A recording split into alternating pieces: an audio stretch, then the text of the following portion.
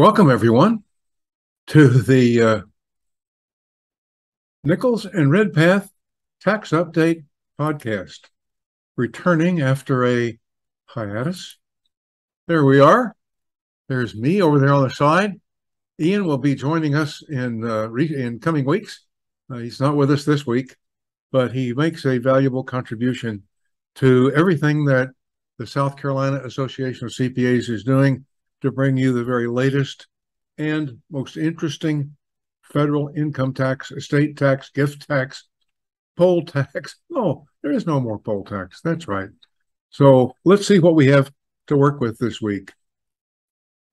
We produced this program to provide information about current developments in United States tax law, cases, rulings, IRS announcements, and expert comments on hot topics.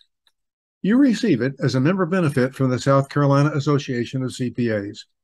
Our comments, mine and Ian's, are necessarily brief, and you should consult appropriate authority before taking a position on any item discussed in the program.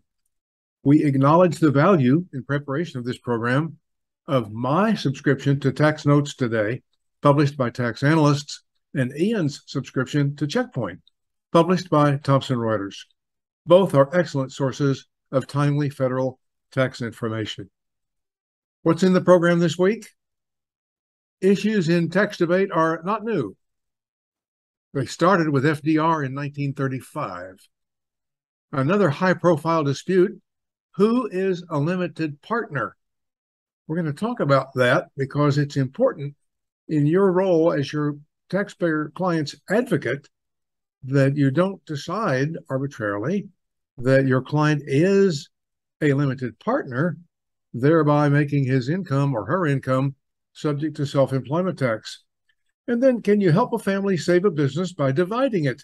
Of course, we've been able to do that for some time, and it's important for the functioning tax practitioner to know how that is done, even if they don't plan on doing it. And then, failure to read and understand a closing agreement can be expensive and embarrassing.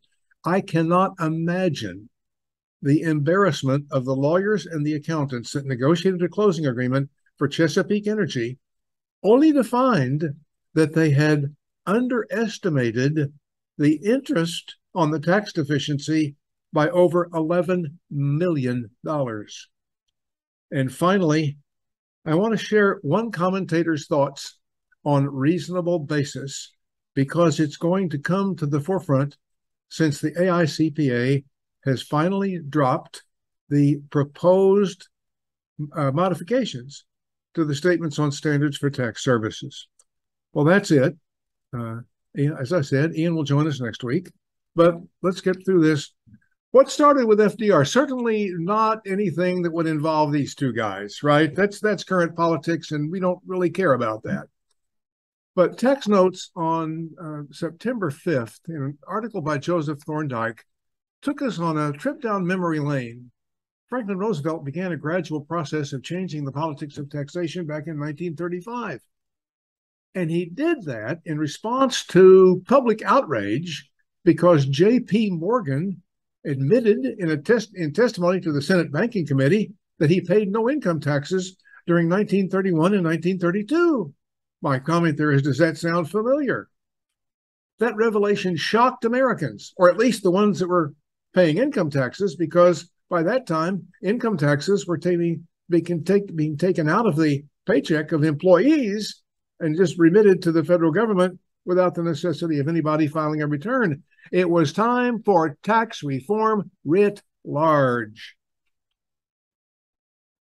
That message that Roosevelt delivered following J.P. Morgan's admission that he paid no income tax, that fit right in with what he knew in his heart needed to be done to preserve the funding of our fragile democracy following the Great Depression. Congress responded by enacting the Revenue Act of 1935, popularly known as the Wealth Tax Act, raised income tax rates for all individuals earning more than $50,000 a year. It also, back in 1935, that was a lot of money. It also created a graduated rate structure for the corporate income tax. My father had a fairly decent job making $400 a month. in 1936. That's way below $50,000 a year. So the graduated rate structure for corporations replaced a flat rate. It then was a two-rate tax designed to favor small companies over large ones. It increased most of us recall when there was a lower tax rate for corporations, for corporate income, corporation income below 25,000, then below 50,000, and the higher graduated rates kicked in above that. We no longer have that system. It's different now, but who knows? Could come back. The top tax bracket on individuals had been 63% on income over 1 million. This act created a new top tax bracket starting at 5 million and a 79% rate. I finished my work at the University of Oklahoma in 1964, and my senior year, I did an internship with Arthur Young and Company, working as a coolie in the tax department, preparing individual income tax returns. The top rate in 1963 had been 90%. And of course, I started down in Oklahoma, where you got a 100% deduction for money that you spent to explore for oil and gas. And so a lot of people were exploring for oil and gas. That rate in the very first year that I prepared individual income tax returns, 1964, the top rate dropped to 70% on income in excess of $100,000. Do you remember, have you paid any attention to the undistributed profits tax? That was back in 1936. It's a precursor to today's Section 531, which is a 20% tax on accumulated earnings, where a C corporation accumulates earnings beyond what the IRS can prove is its reasonable needs. There's a 20% tax that can be assessed if the corporation doesn't get busy and pay out the excess accumulated earnings, which is the only way I can think of that's really reasonable to defend against the tax, is to pay out the accumulated earnings. Well, now, your client may not be more than a limited partner. Your client might just be nothing more than a limited partner. And if that's all your client is, the law says in Code Section 1402A13 that limited partner, the income of a limited partner as such, is not subject to self-employment tax. We've been fighting this battle for 45 years. 45 years? Nichols, are you kidding? No, it's been that long. For some of us that are older, it doesn't seem like that long, but it's been forever. Neither the Self-Employment Contributions Act of that should be 1950, nor the 1977 edition of Section 1402A13 defines limited partner. The regulatory efforts, IRS was trying to fix this, Congress stopped them from issuing any regulations defining limited partner back in 1977, and 45 years later, the IRS has not sucked up the nerve and the will to take on Congress in defining a limited partner. Now, there are proposed regulations, but folks, you don't have to follow proposed regulations, and those regulations have not been dropped as final. Can your client avoid the self-employment tax? Absolutely. If your client is nothing more than a limited partner, not exercising authority, not personally responsible for the debts of the partnership, not doing things that look like a general partner. Well, wait a second. Could the partnership pay my client a guaranteed payment? And that would be subject to self-employment tax? Absolutely. Could that be all that would be subject to self-employment tax? Absolutely. I have my clients all over the country that are doing exactly that. Have we been examined? Yes. Has anyone paid the self-employment tax? No, because we don't claim these return positions unless we can absolutely defend them, which I recommend to you. Next, you can't split a baby, but you can split a business. This is a letter ruling 2022-35002. Family members, owners of a corporation, were not getting along. Well, there's an old story, right? And did not agree on major business decisions. So they hired good accountants and good lawyers to take advantage of Internal Revenue Code Section 355, which allows a corporation to split itself by issuing shares to one group of shareholders in redemption of their shares, and then simply becoming two corporations. Now, there are some bells and whistles. You're going to make an allocation of earnings and profits. You're going to have to be careful about other tax attributes, that you're not using this as a device to seek some tax advantage. But as long as it's a straightforward deal to split a business because families aren't getting along. I had a client, one of these years ago, where mom and dad had two sons. They were all pharmacists. Mom, dad, and the two sons were all pharmacists. They had two pharmacies. One was on the south side of town, one on the north side.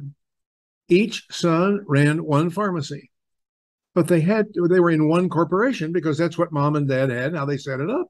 Now mom and dad are gone, and the sons, without the influence, the calming influence of their mother, were having a lot of trouble getting along. One wanted to spend money to modernize, one didn't want to spend money to modernize. It was a classic disagreement between family members. They were going to screw up the business that was highly profitable. So what to do? Let's have one of those pharmacies split off into a corporation that can be under the control of the brother that runs it. And the other pharmacy will remain in the original corporation with its pro rata share of all of the significant tax attributes. And so after the split up, the brothers have been treated equally. They can get together on Thanksgiving and Christmas. They don't get one of them doesn't get his nose in the other one's business. They encourage each other, but there's not that competitive, overwhelming need to be the boss. How does that work? Well, the letter ruling explains a series of transactions that will divide the closely held corporation into two, each separately held and managed by a different branch of the family.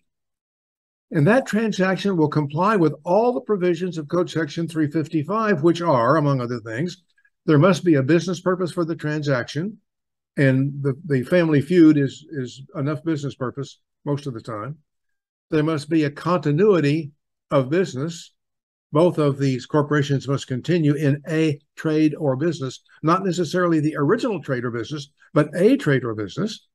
And there must be a continuity of ownership. If you have those things, then you have a good split up. You can also have a good spin off, or split off, split up, or spin off. Those are different subsections of Code Section 355. Any of those will constitute a tax-free reorganization and a distribution within the meaning of Code Section 368A1D. Now, what's important here is that capital D at the end. That is a D for divisive reorg. They didn't intend it to be that way. That's not how it was designed, but that's how I remember it, that the D is for divisive reorg. No gain or loss will be recognized by either resulting corporation or by any shareholder. However, and I didn't get this on the slide, but for the return preparer, this is really important. Both of the corporations that exist following this transaction and all of the shareholders of either corporation must disclose in their tax returns for the year in which this transaction takes place that they have been a party to a reorganization. And simply disclose, a simple description of the reorganization is all that's required, but you must make that disclosure or you run the risk of the IRS taking the position that your failure to disclose left the whole transaction in jeopardy. Here's an expensive mistake. Chesapeake Energy Corporation is an Oklahoma corporation. I started my career in Oklahoma. I think I probably know some of the people. Well, now I would know these people that I know would be the children of people that I knew going to school. But they made a very expensive and an embarrassing mistake. They reached a settlement with the Internal Revenue Service on the treatment of gas reserves and some hedging transactions. Fairly complicated, but they reached a settlement. The settlement was for it was under $8 million of tax and about $1.5 million of interest. And everybody signed off on the settlement. And I'm sure that when it was all done, the advisors at Chesapeake Energy all went out and popped a cork and had a little celebration, but not so fast. The IRS, somebody at the IRS reread their agreement and they didn't have the words exactly right. And the IRS figured they could recalculate the interest different and hit the taxpayer for an additional $12 million. No, what? How can you have $12 million of interest on a $7 million deficiency? Well, you start out in 2012 and you settle in 2022, 10 years later. And you're paying the highest rate of interest the law allows because somebody overlooked the right words in the settlement agreement. If I ever give you any kind of advice that you want to listen to, anytime you're dealing with the Internal Revenue Service, please understand that those people on the other side of the desk are not your friends. They are the opposition. They are the other side. And you need to satisfy yourself by reading every jot and tittle, every paragraph, every I that's dotted, every T that's crossed, to make sure that you understand what you're agreeing to and they understand, and there cannot be some around the back, behind the, not some left-handed change in the deal. This is a rotten trick, in my view, and I hope these folks get out of Oklahoma. The IRS folks get out of Oklahoma before the Chesapeake Energy folks figure out exactly what happened to them. Not right. Just not right.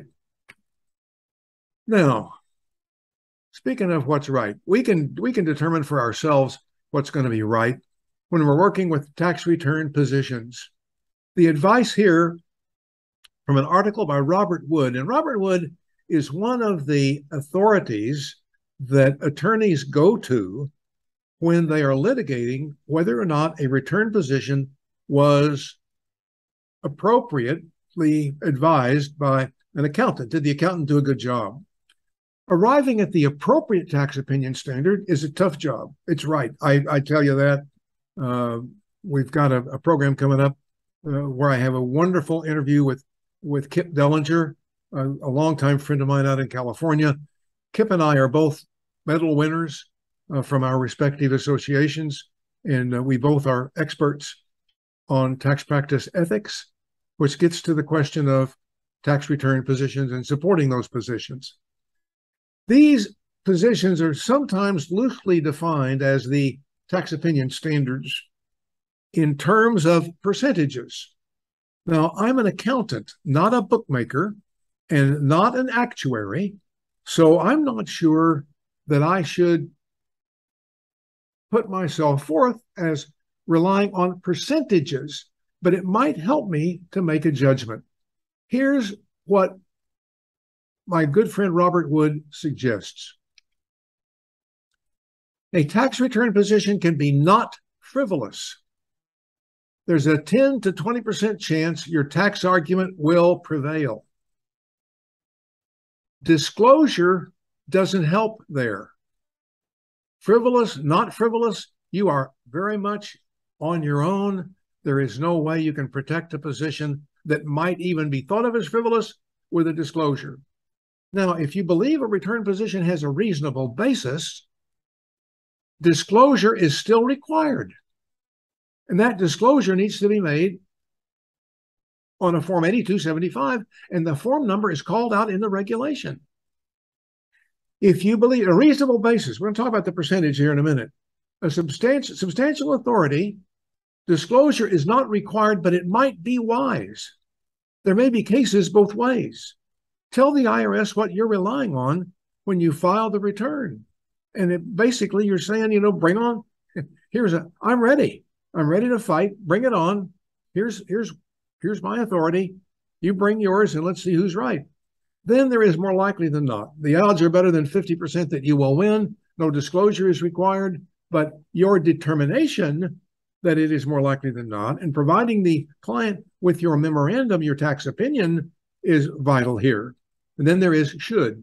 There's a 60% chance or a higher probability that you will prevail. And finally, there's will. You will prevail. Your desired tax treatment is almost assured, 90% or better.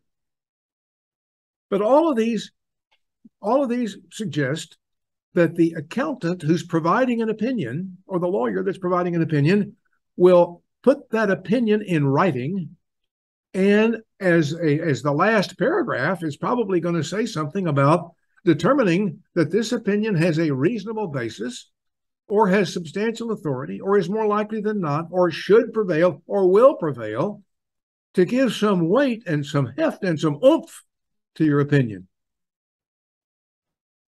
Isn't this fun? Don't you enjoy your tax practice? All those figures assume that the tax position will be audited and that the IRS will challenge any position with which it disagrees. Yet we all know that that's not true. The reality is that audits are rare, less than 2%. But the opinion standard percentage assumes a 100% audit rate, and so must you. Two different officials from the OPR explained it this way. Reasonable basis, they picked 25%.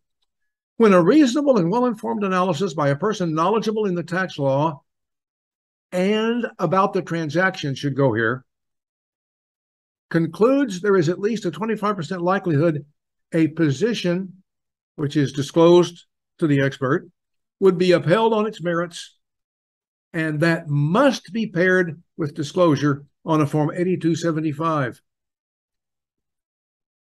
Well, like I said, isn't this fun? Thank you for your kind attention. Remember, the Tax Update podcast is back as a weekly feature on the SCAPA website. We look forward to seeing you. We look forward to your questions. If you have questions about anything that we talk about in these podcasts, please put an email up in SCAPA Connect, and we are more than happy to respond.